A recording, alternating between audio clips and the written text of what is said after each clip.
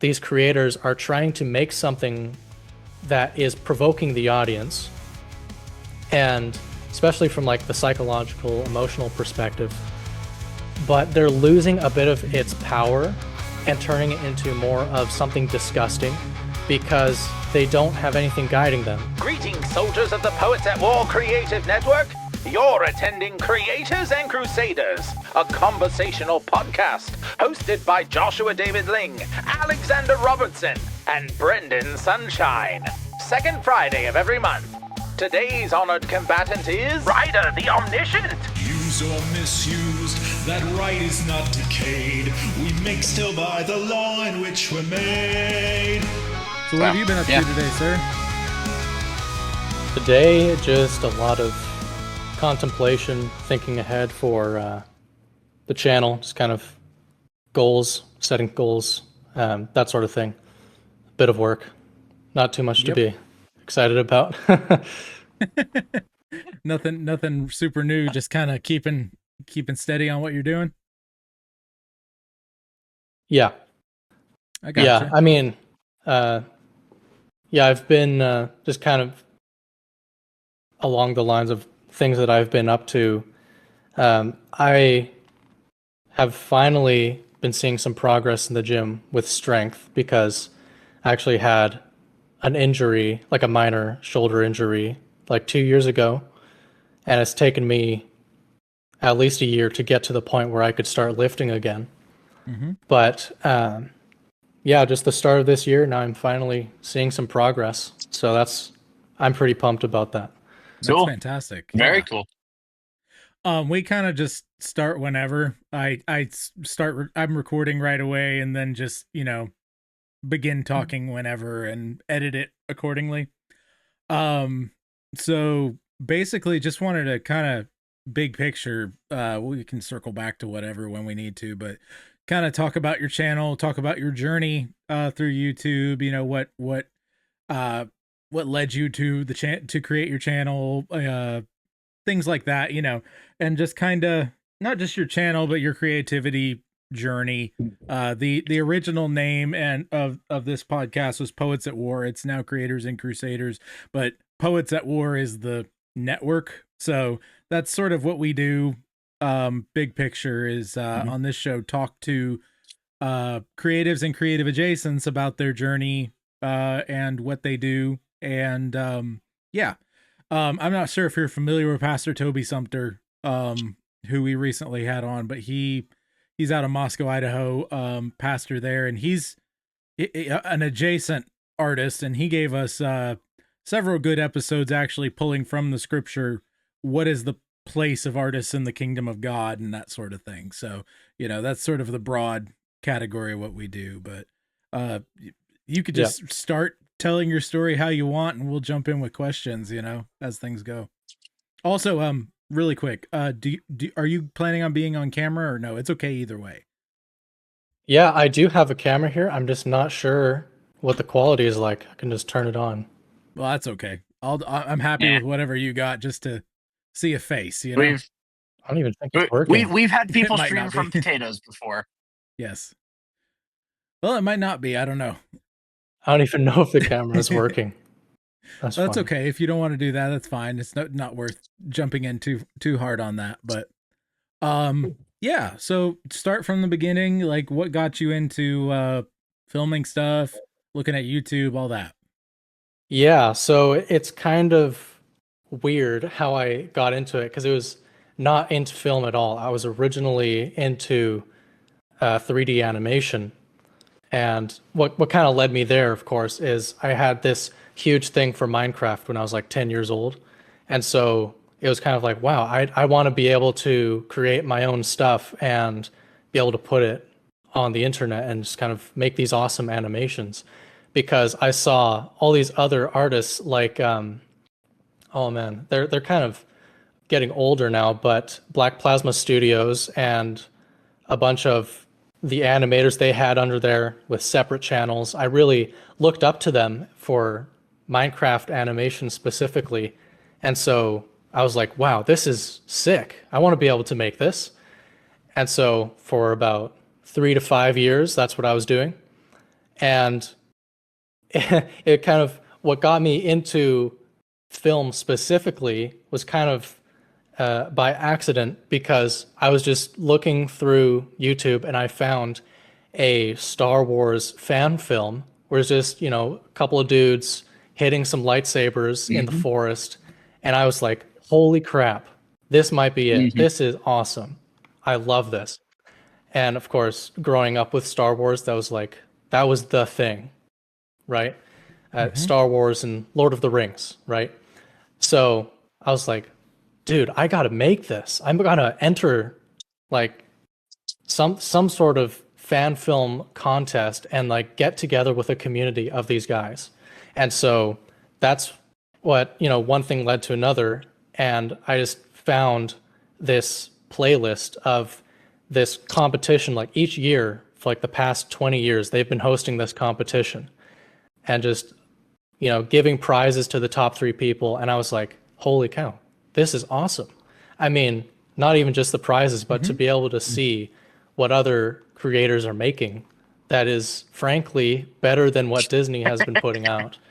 And so that was just awesome to see. And so I got fired up. And so 2022 and 23, my friends and I made 2 short films and entered that competition. It's called Saber Comp, for anybody who's wondering. And we didn't win anything, but what we did learn was a lot of experience, a lot of teamwork, because I haven't really told anybody, but my friend who was one of the main characters in both films, he lived over an hour away. And keep in mind, we're in the middle of high school, so it's very busy. Both our parents have jobs. And so me and him were trying to coordinate this, and like, we got to get to practice like at least once a week, or, you know, try to make it like, you know, come over for a few days. We'll sleep outside in a tent if we have to, but we got to practice. And so that's what we did, and we made it work. And it was frustrating, you know, with all the coordination, but I'm glad that we did it, because without that, I wouldn't be where I am now, which it was super awesome to do. Even though looking back, like, it wasn't the best product that I could have put out, you know, if I really put all my effort into it. But I think I knew that at the time, was like, I'm not trying to make the best thing. I'm just trying to do something and get the experience. Get your reps in. Exactly. Get your reps in. Yeah. It's funny that you mentioned specifically that you are not the first person that I've heard of, not even myself in some ways, that sort of what used to be called machinima, right? And not in a broad sense for video games on YouTube, that kind of connection. For me, I was a big pro wrestling fan, right? Yeah. And so the SmackDown versus Raw kind of era and everything, building my own federations and trying to do all that, led into some really interesting stuff, including learning how capture devices work. And I won't tell the whole story right now, but I can tell you the whole story another time. Very, very briefly, my cousin was wrongly taken away from his parents by DFACS, Department of Family and Children's Services, at one point during this. And because I had the video capabilities and my mother had website abilities, we were able to blast that to the general populace and eventually get him back home. Put enough pressure on the Department of Family and Children's Services to get him back home. That was a God thing, big time, you know, just the timing of it. It was amazing. Yeah. So, I mean, that's incredible. It's amazing what you can do with these skills, and people just don't realize it, you know, and you don't have to put out the greatest product right away. Just learn the skills, you know? Yep. Yeah, absolutely. You just got to put in the reps. You just got to try, just make something. I think too many people make the mistake of just waiting for something to happen, which is what I was doing for the past year or so until I made my short film. I was just like, you know, I have commitments that I have to make sure I'm getting done, and I don't have the budget to make these bigger projects. And so I was kind of just waiting for something to fall into my lap so that I could take the next step. But it kind of hit me around January, and I was like, no, this can't go on. I got to do something. I actually have to put in the reps. I have to put in the work, because I was making these video essays of like what Christian art should be, but I have to emulate that. Otherwise, I'm just a windbag, and Right. that's not what I want to be. So Yeah, it's a lot easier to tear something down than it is to actually build something yourself. That's a universal truth. Yes. So, in that regard, how has it been building the channel? I guess we can go sort of chronological. What made you actually start this channel? Was it the same channel, or did you pivot the channel? First of all, from the Saber days. Yeah, I've actually. Which one is that? This is the third channel I've made. So the first one was, with 3D animation and Minecraft. That was my first one, exploring that. And it didn't really go anywhere. I mean, big surprise. But the second channel was where I started to figure out a little bit more of the direction I wanted to head, because my parents had this old, it's just a Rebel T5i Canon little dinky camera, and I was just like, well, this might be able to work. And so that's what I used to make the short films. And while I was doing that, I had started another channel, the second channel, which was comedy. It was like my first kind of, outside of Star Wars, my first attempt at trying to make something cohesive. And so, I mean, aside from a few funny memories that I have with my family and friends, I wouldn't share that with anybody, because it's just like, oh my gosh, the dialogue, and like it's so corny, right? It's like my 15-year-old self making some, like, what I thought was hilarious, which looking back on, it's pretty corny, and it is funny in that sort of way, but it didn't pick up. And so I just continued on from there, and I was like, okay, well, I like being able to handle a camera and tell a story, which is what I was trying to do with comedy. But I was like, I don't think comedy is it for me. It's just not quite hitting. It's not scratching the itch. And so during that time, I was beginning to write a web series, which I hope I have this chronologically correct, but during that time, I was doing two things. I was writing a series and kind of exploring my creative tone and my style.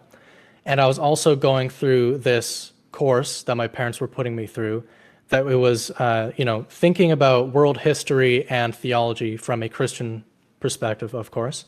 And that really taught me how to think critically. I mean, the teacher, she was amazing. Just like thinking critically, and she really challenged us, because at each of every semester, it was either like, you're gonna do a 5-minute speech, or there's gonna be a debate on some topic, and you're gonna have a team, and you're gonna cross-examine one another. And so that is probably where the beginning of this channel that I have now started, is in this course. Like, it was just kind of like building that skill of articulating issues and being able to find the holes in someone else's argument or position. And I still don't have it 100%. I'm still learning, but that began the process for me. And so it was probably about 6 months to a year later that I was consuming this content, just like looking at movies and stuff, and then thinking like, why aren't Christian movies as good as this? And so that was kind of like, it was just kind of like a vague thought in the back of my mind. And during that time, I was finishing up this course. And so after that ended, what I ended up doing is a personal project, just kind of like to culminate the skills, to kind of like put everything together, all the skills that I had learned with this teaching that I was going through. And I made the first video on my channel, which was why Christians should make horror movies. I believe that's what it's titled. It was something like that. It's something like that. But it that, was definitely. my first, but that was my first exploration into making a video critiquing the Christian genre. And so through that video, that's kind of where I started. And it didn't really do much, but I liked the idea of being able to make something and be able to challenge the status quo, so to speak, to challenge current notions of Christian art. And so that was one thing that I was doing. And then to bring it back to what I was talking about earlier, I was exploring my voice in the arts, specifically with writing characters and world building, because I had tried to write like a book before, but that didn't quite pan out. But I was like, I still like it. And so through all this, I was slowly pivoting. It was like 3D animation, then comedy channel, Star Wars short films. And now this is where I started to pivot into what I do today, which was I was writing this web series. And as I was writing it out, I slowly realized that I don't really know exactly what genre this fits into, because there was definitely a lot of mystery. There was some psychological aspects, some tension, some suspense. And I'd been really working quite hard at it. But I wanted to be like, well, if I was going to market this, what's kind of the genre loosely? And so I looked it up, just to kind of see is like, what would this fit into? And I was surprised to find out it would fit into horror or something like it, maybe like a psychological thriller or something. And that really surprised me, because for the longest time, I never thought I would have anything to do with horror. It was just scared the daylights out of me. You know, it was never something I ever contemplated in my wildest dreams. But that definitely surprised me. Can I ask really quickly? What was your sort of church tradition denomination growing up? Did that factor into you being alienated from horror more than you maybe would be? Or do you think that's just a general Christianity thing? Also, I'm just interested in what your background is. Yeah. My family and I were Protestant. I guess you'd say we're Calvinists. But yeah, there's nothing that I can remember in our church that would dissuade me from pursuing this. Do the babies get wet? Sorry. I said, do the babies get wet? Yeah, we did practice child baptism. Yeah. Okay, so you're Presbyterian. Gotcha. Cool. Okay. Yeah. Just wondering. We're Presbyterians too. He's more newly Presbyterian. I was in the womb. Anyway, Bane voice. Anyway, continue with what you're doing. Talking about. Yeah. I actually remember when I got baptized. Just as a side note, I think I was like 5 or 6. Okay. So very cool. Kind of, I guess some people don't remember it, but it was kind of cool. Yeah. Remembering that. But all that, back to what I was saying, was just growing up, I just didn't like the idea of being scared. And so, I mean, my friends and I, we'd try something goofy, like we'd try out a horror game, just could be like, ooh, just try and, spook each other out. But it only happened once. We tried it once and it was like, no, that's too much. Okay, don't like it. And, we had a good laugh about it, but it was still, that was enough for me to be like, I just don't like this. I don't like the feeling of having anxiety in my heart or something to that degree. But I think, and I'll tie this back to where I am today and my new perspective on this. But I think that sowed the seeds for what would become the kind of stories that I lean towards creating. And so this is probably through ages 15 to 16, 17. And I was writing these stories and trying to categorize them so I could figure out kind of what tropes to lean into, what kind of characters to make, what world building. And one of the things that really helped me to figure out what I enjoy making was analog horror, which is a very weird genre and subset of horror, because I haven't watched that much conventional horror, you might say. I've seen Scream, I've seen The Ring, The Walking Dead, some of the classics, you might say. Have you seen The Babadook? No, I've heard of it, and I've seen some You need to see the analysis videos. Babadook. Yes, Mhm. I honestly, because it is such a saturated genre, it's Mhm. different people will pick from different things and recommend those, but it's kind of that's what makes it kind of difficult to discern in the horror genres because it's so diverse, which Yes. it can be a good thing, but the reason it's not a good thing in this case is because that diversity is coming from people who hate God. Yes. And I don't even mean like just like secular people in general. They can create some beautiful pieces of art, and Yeah. Common they can grace. create some beautiful art. Yep. Yep. Common grace. Babadook, just so you're aware, I'm not spoiling anything, obviously, but that one I would very, very, very, very highly recommend just for how incredible the storytelling is in it. It's very psychological, and does a lot of really, really good Ooh. things in that sort of, like you said, sort of psychological thriller sort of situation. It looks like a slasher on the surface, but it's not. And so that's pretty good. But yeah, that's really interesting. What was kind of the turning point in building your channel? Or do you feel like you just kind of kept at it and the growth kept coming? What was did you have some strategy in mind as far as that went, to get to where you're at now? Because I see some very cool stuff that you're doing now where you had a video essay introducing your short film, which I thought was very smart. But how has the building of the business side, quote unquote, of your channel been going?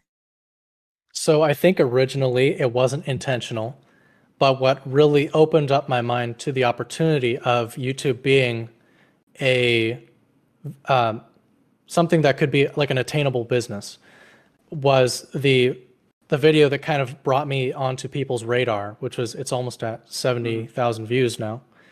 And it's just me explaining the issues that I have with the Christian genre over footage of me playing like Elden Ring or something. And It's Dear Christian Filmmakers, stop making Christian movies, right? yes. Yeah, stop making faith-based films. That's how I found you. Yeah, stop making faith-based films. Yep, that's how I found you. Yeah, and it was definitely I wasn't expecting it to pop off, but what it pleased me that it did because I realized there are actually more people than just me that realize this is an issue. There are like tons of people that have issues with this, and so that made me feel like this could actually be something that we can deal with and we can find a resolution to. And so from there, I was like, okay, well, now I gotta actually this could actually be something that I can move forward with this channel. And so I was like, okay, I gotta actually lay down a strategy now that I know this is possible. Now that I know that this is an issue that other people are thinking about, and I can make this something that I can work on and actually earn a bit of money off. So I can, kill two birds with one stone. Fantastic. So right now it's just being a lot of trial and error, posting a video and realizing, oh, that thumbnail and title targeted the wrong audience. And I figured that out pretty fast with the video on War of the Rohirrim, where it's talking about the issues that I have with the story and the animation style. And it has brought on a whole bunch of weirdos with the original title and thumbnail I had picked. And it's just like, oh man, I mean, you can read the comments. They're quite amusing. But through that, I learned pretty quickly that I needed to pivot my messaging. And so that's what I've been doing for the past few months, is just slowly testing and then pivoting my message. That's fantastic. Yeah. Well, you're quiet right now, Alex. We can't hear you for whatever reason. He's working on that. But it's interesting. I've been on internet video since before YouTube. Believe it or not. I started with a site that's no longer around called zippyvideos.com. and they used Windows Media Player embedded in the website. It was a whole thing, but I started at probably 13 years old back in 2003, making pro wrestling tribute music videos, right? And then that progressed into other things.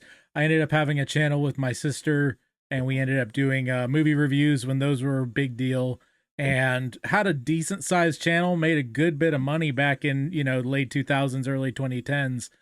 And then, it just dried up, and my sister didn't want to do videos anymore. And since then, started Poets at War 2020, and been just grinding, and it's been harder than ever. So what have been the biggest, for anyone who's currently doing YouTube videos, not just me, but anybody, what has been the biggest, I guess the first thing, the biggest frustration, but then also the biggest like moment your strategy clicked into place, so to speak? And I know it's still changing, it's still evolving, but like when you were like, oh, I can actually catch some of these views flying at me from this one video. Yeah, the biggest frustration so far has been honing my messaging and because YouTube is a search platform, so marketing, right? That's pretty much all it is. You got to have the right thumbnail and the right title, and you need to optimize your editing so that you have good retention, which I'm learning is a bit more complex than I had thought originally, because I've been a video editor for 8 years now, maybe longer. And so I'm pretty good at video editing, I'd say. I can say that with full confidence. But there's the different types of video editing. Yeah. It's like different niches and different audiences prefer different styles. So there are some people that I enjoy watching. They're like talking about the gym and like certain, they're talking about one barbell movement for 30 minutes, and people just eat it up, hundreds of thousands of views. And it's a completely different style than what I'm doing or what you might be doing. So it's going to require something different. And I know for some people that might be a bit nerve-wracking, or be like, well, what the heck am I supposed to do? But what I've been learning is that it really comes down to knowing your audience, and also trial and error. So you might have a video that flops, or it does well in like the first half, but then it drops in the second half. And so you need to take that and be able to pivot and try different things to target the kind of people you're trying to talk to. So that's definitely been the biggest thing that the biggest learning curve for me, honestly, because you could be great at video editing, but if you don't know jack squat about marketing, it's probably not going to work. Yeah. You could get lucky, just because, by the luck of the draw, which is, it's totally possible. But if you're wanting to be consistent, much harder in this day and age than it was at the beginning of YouTube, though. I guess it depends how you look at it, because YouTube is also pushing smaller creators more than ever. So if you know what you're doing, then you definitely have an advantage. But it's a big learning process. But you have to be willing to go through that and stick with it. But the part where it clicked for me, to answer your second question, was probably, I would say, the video where I was talking about, actually it's probably in between my latest video where I was talking about horror and the one before that. I just can't remember which one that was. Actually, it might have been the one on War of the Rohirrim. It was somewhere in between there, where I was trying to figure out the thumbnails and the titles and just kind of thinking ahead to later this year and topics that I want to explore. Then it started to dawn on me that I actually need to pivot away, for the most part, from the secular audience and more toward these Christians that are like, they're crying out for help, pretty much. They're like, what the heck am I supposed to do? I want to create art, or I have this thing that I want on the market, but I feel like nobody will buy it from me. And so essentially what I'm doing now is I have two fronts that I'm trying to focus on. And the one front is specifically the Christian artists who don't really know what they're supposed to be doing, and just articulating to them, like, here are the things you should look out for, here are the things you should avoid, and here is a solution that you can start working on from a biblical perspective.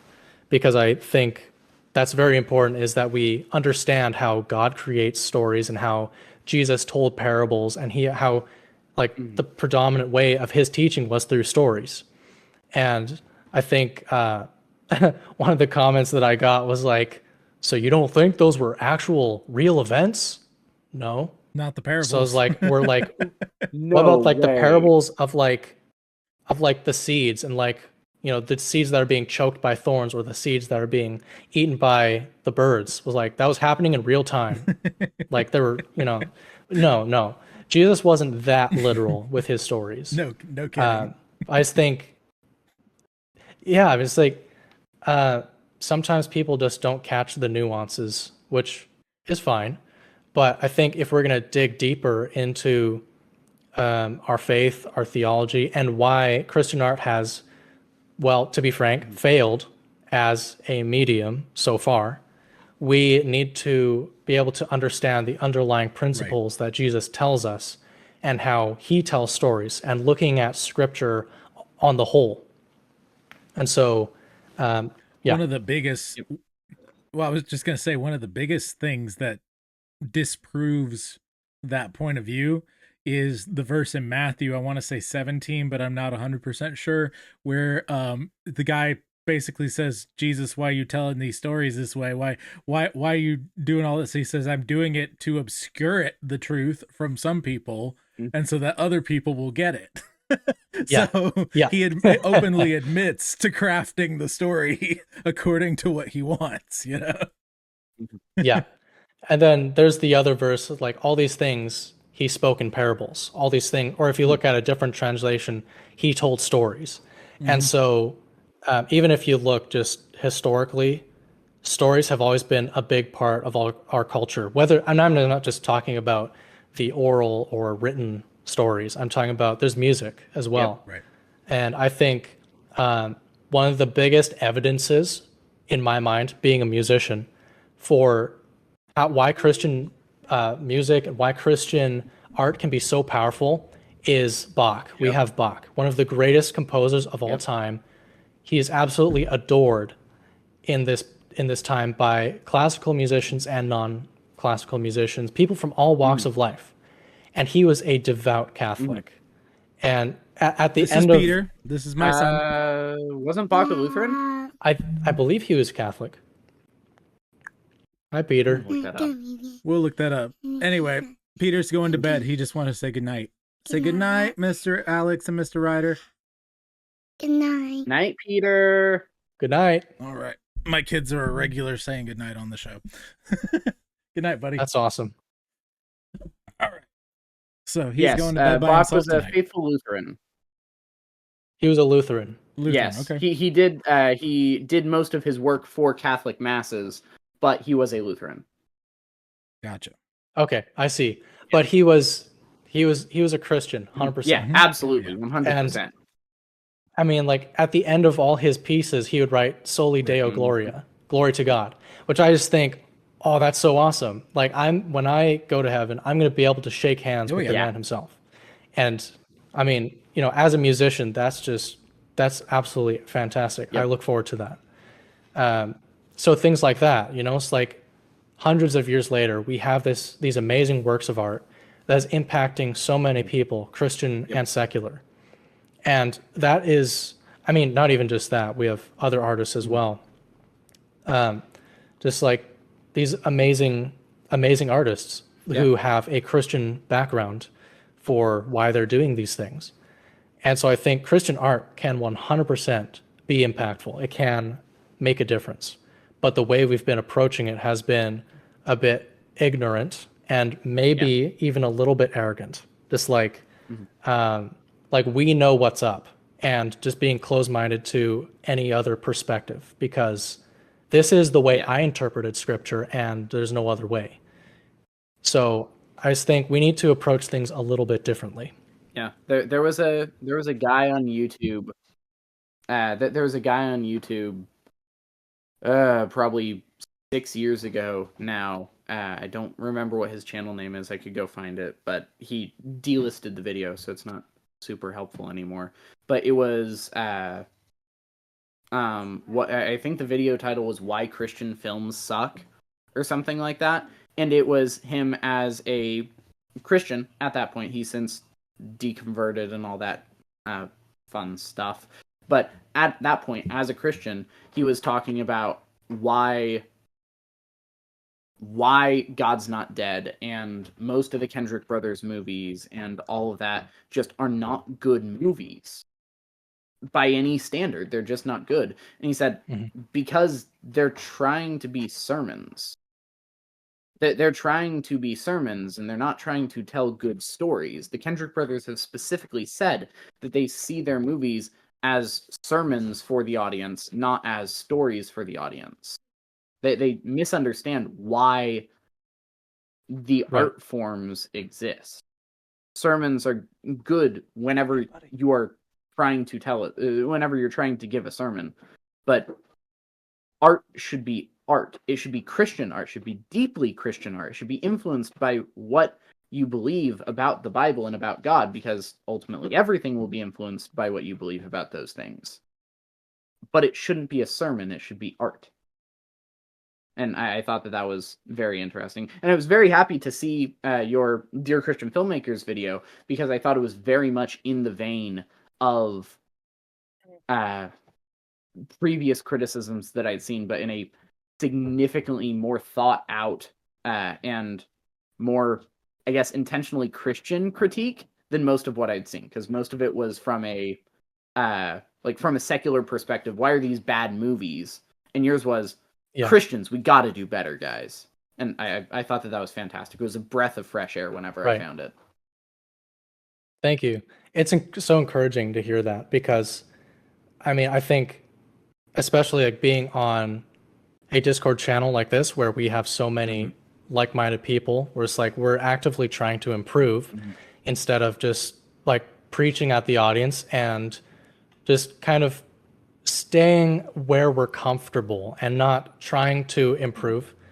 And I think that's one reason why horror has probably been one of the more intriguing genres for me, is because it's challenged me in a way that other genres haven't really interested me in the same way. Because I think the fact that there are no Christians, at least widely known Christians, in horror or thrillers or sci-fi for that matter, that concerns me. And I think that we need to be entering those spaces. And I'm like, when I say we should make Christian horror, people will think, okay, so you're talking about all the demonic crap, which there legitimately is crap in there. But that's not what I'm saying. What I'm saying is we need to change the way that horror films has been approached in general, which means like, yeah, there's going to be suspense. We can tell stories with spirits in them, but it has to be from a biblical perspective, and how Jesus and how God approaches these topics and how he depicts these things within the context of his moral code.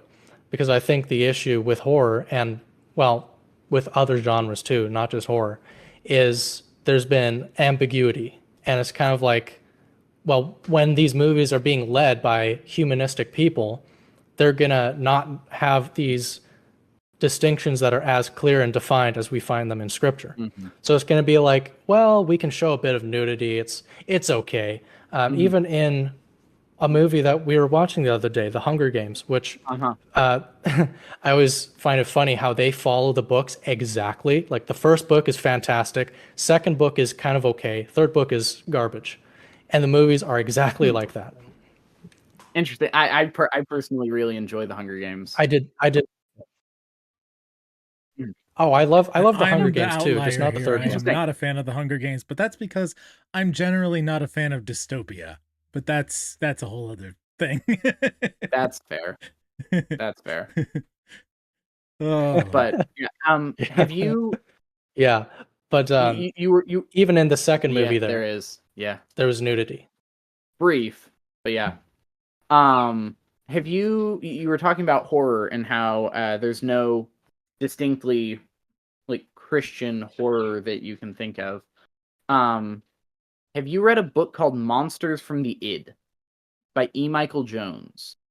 No, I have not. Okay. It's I know it was on the Canon app. That's where I listened to it. But he's a Catholic professor. He has a doctorate in some form of literature.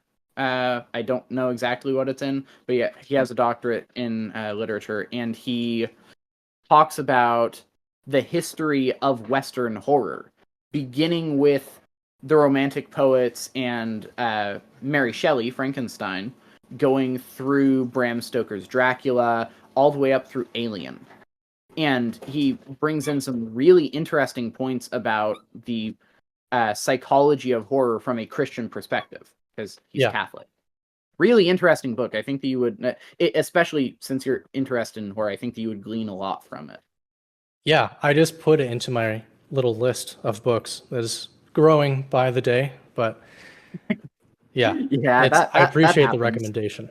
what are some of your horror influences? Since there are not a lot of great Christian ones, what are some of your biggest influences that made you want to do these sorts of stories? I know you sort of created a story and you were like, well, what is this? And what, like, I heard all that, but since then, I'm sure you've taken in more horror and tried to sort of glean what you do and don't like, study the genre, so to speak. What have been your biggest influences?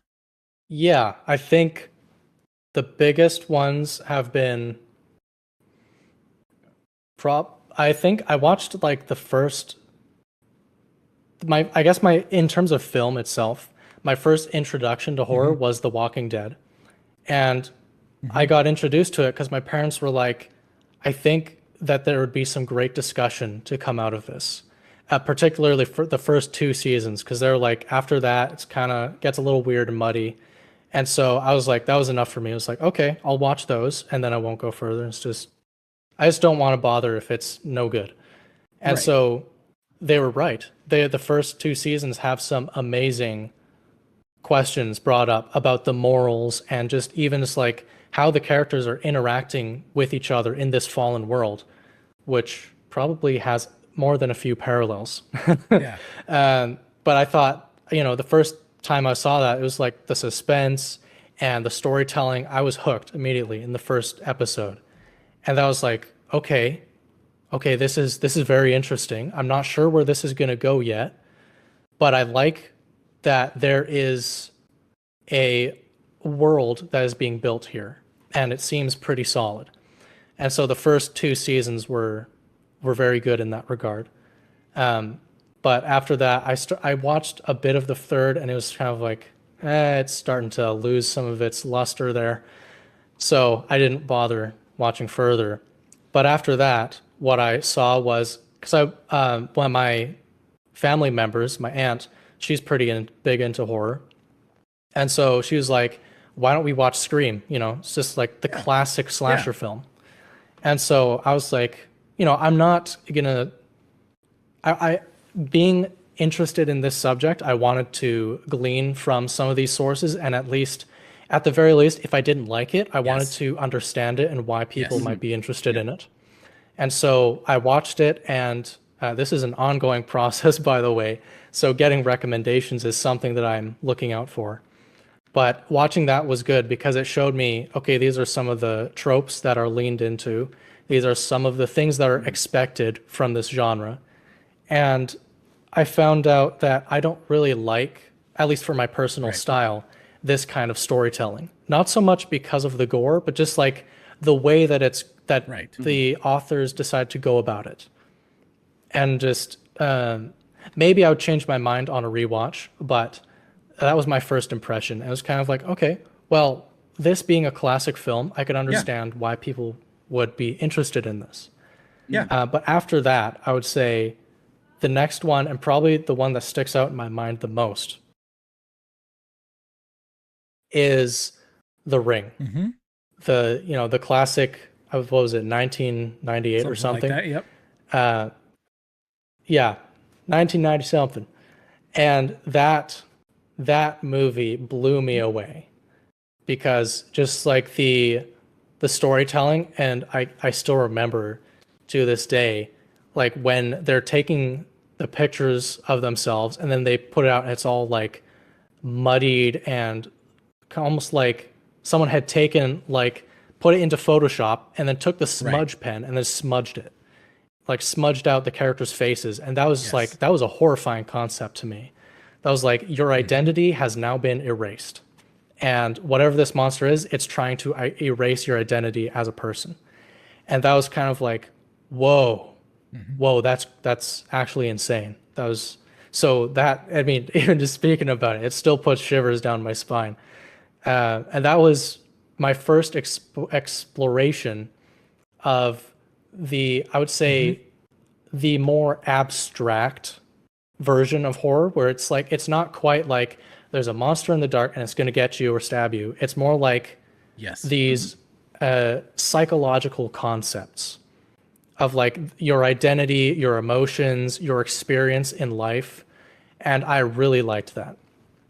And so that convinced me to look more into genres that were similar to that, which brought me to analog horror. So, Kane Pixels, the Backrooms series. I have seen a bit of the Mandela catalog and the Greylock tapes, which I think the weird thing about analog horror is there are some amazing things that these artists are doing, but there's also some weird stuff. And so you have to be careful, because I mean, this comes back to like, why aren't Christians in the genre? It could be so much better. But would you define real quick analog horror for the listeners? Yeah, it has a lot to do with older technology. So it's, say, the 80s, 90s, specifically camcorders, some of the older camera technology. A lot of, I mean, not even just that, could have to do with just like older technology in general. Just like horror that is being explored from an older technology, which means it's going to be lower quality audio, lower quality video, which can hide a lot of the mistakes of CGI. And so it adds to the realism. It's like when you hear the distorted voice screaming about the monster, you're more inclined to believe it because it's not in 4K. Right. And so that was, I mean, even like if there's like some monster in the closet, you can obscure it with some of the lost details, because it's like you're shooting it from a camcorder. And so I thought, as a low budget filmmaker and as someone who's getting more into this psychological concept from The Ring, I thought that's a very interesting way to pair things. And so that's what convinced me to start looking into this a bit deeper and thinking, how could I do something like this, but change the way it's been approached a little bit? Because I think there's definitely potential in just the psychological perspective and the way of approaching things, but it needs to be approached from the way of like showing things within the context of God's standards. Because you could have a monster there, or like even you could have some pretty terrifying things, I would say. Even like it could be disturbing, because the Bible has disturbing things, but how you portray it and what the context is it's vital, honestly. Like if you could mess that up and be like, okay, now you're showing something happening to this character, but it comes across as messed up because there's no moral framework guiding the person who's writing this. So that's one thing I've seen in the analog horror genre, is there can be a bit of that, because these creators are trying to make something that is provoking the audience, and especially from like the psychological, emotional perspective, but they're losing a bit of its power and turning it into more of something disgusting because they don't have anything guiding them. And so it's kind of like, okay, this child just got killed by a monster, but it was just for the shock value. And so now I'm sitting here behind the screen, mouth agape, because I'm like, that was disgusting. Why was that put in front of my face? Versus this, kind of monster is maybe it's kind of like a parallel between like how Satan is trying to come after kids in this day and age. And so I think how you frame it is very important, because you could miss so many details and profoundly influence the audience in a negative way if you don't have God's truth as a guiding star. Gotcha. Yeah. Yeah. In that regard, one or two more things, and then we can begin wrapping and make sure we send people to your short film. But the couple random ones I wanted to know if you have any thoughts on, or if you just need to add them to your list. But in general, Edgar Allan Poe, even any variant thereof, whether it's film or otherwise, Yeah. I find Edgar Allan Poe to be absolutely sublime in his way of looking at things. He has a knack for visuals in the literary space that I don't think many people had. Then I actually, hilariously enough, because you join the Brood and whatever else, and I randomly have dreams about what's going on with people in the Brood. I actually dreamt that you bought this YouTube channel and resurrected it as your own series. Weird, I know, but the Joker blogs. Have you ever heard of that? No, I have not. Oh, yeah. The Joker blogs is a fan, like Dark Knight style, back when that was a big thing. Oh yeah. Guy basically started just doing his Joker impression. And honestly, it turned into an unbelievable found footage web series. And his Ooh. Joker is so much, like, honestly better than Heath Ledger. And I know that's sacrilege to say to most people, but imagine Heath Ledger's Joker a little bit more realistic and more like a Napoleon complex. Well, that's very interesting. Like, he's a little bit smaller in stature, a little bit more like the kid that got bullied, lashing out. Ooh. But he does all the Heath Ledger look and the mannerisms and whatnot, and he's incredible. So that It's series really good. is worth looking up. Yeah. You haven't even seen it all yet, have you, Alex? I haven't. I've seen like the first 5 or so. Yeah, it is so good. And he's funnier than Heath Ledger too. That's the other thing. There's some bits where you're just like, What? there's some bits where you're just like, oh my goodness, what? Just like you want to laugh and you feel horrible for doing so. That's Yeah. crazy. And there was like one other on top of my head.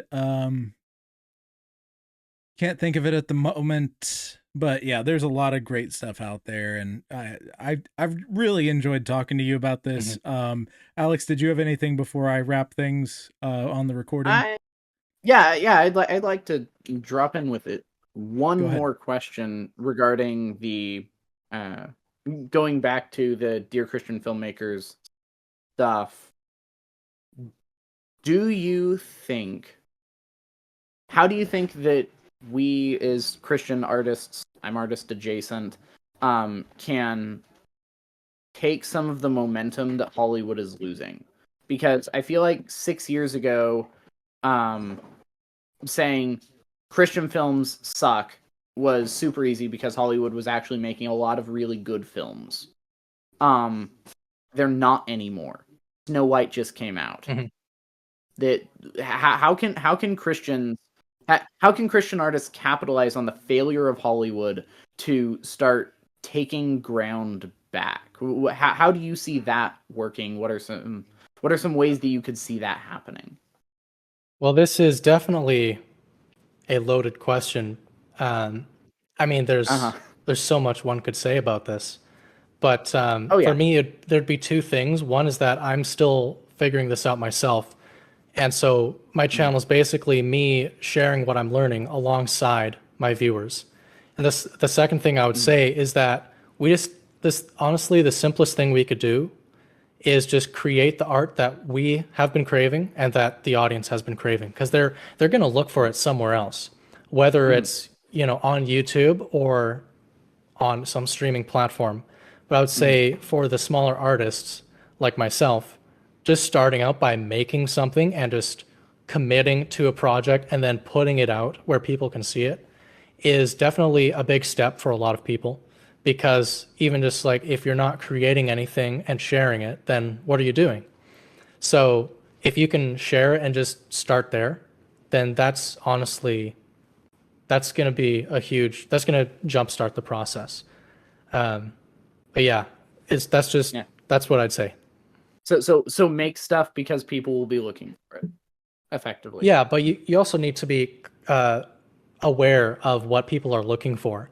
Because if you're making some obscure thing, like, maybe it's a side passion or something, which is cool. Yeah. But if you're making something that's so obscure that people aren't looking for it, then no one's going to engage with your content, that's just the reality of things. Yeah. So, like, if nobody watched my short film, that would be like, well, either the YouTube algorithm isn't being funky or my art just needs to be improved, polite way of saying it sucks.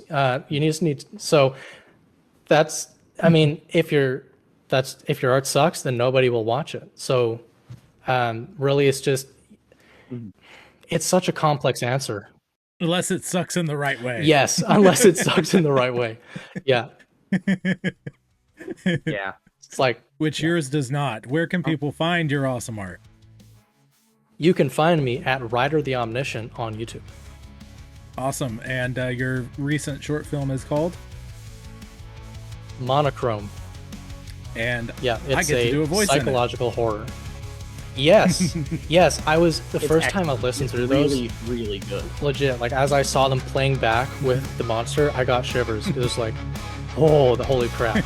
So you did a fantastic job. I'm so happy. Thank you. Happy to do any voices for you in the future too. All right, people, remember, be your family's bard. Do not turn to the right or to the left, and the Lord will be with you wherever you go. We'll see you next time in, what did I say? The study. That's right.